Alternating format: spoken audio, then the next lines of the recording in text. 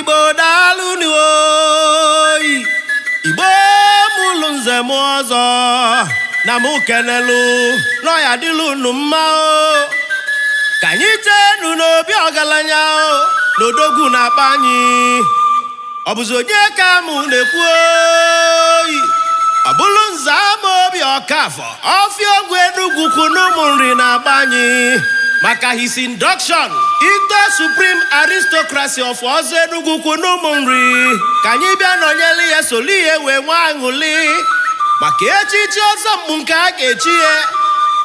na 31st December 2023 ndị ga-echi enya bụ Ọzọ Nkpu wee bụrụzie supreme aristocracy of Ọzọ Nkpu title holders Enugwu kwunu ụmụ nri ka onye isi ọzọfa bụ Ọzọ Nkpu Chief Joseph Okonkwo MFR Ọfịadịulu the third na Enugwu kwunu ụmụ nri onye na-esote onye isi ọzọ wee bụrụzie Ọzọ Nkpu Chief Innocent Okoye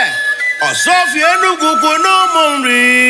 ebe ọ ya dị wee kpọtụ bụ n'obi ya dị n'ụmụ Ọkpaleri village Enugwu ukwu asị n'ugo buzu onu ọchake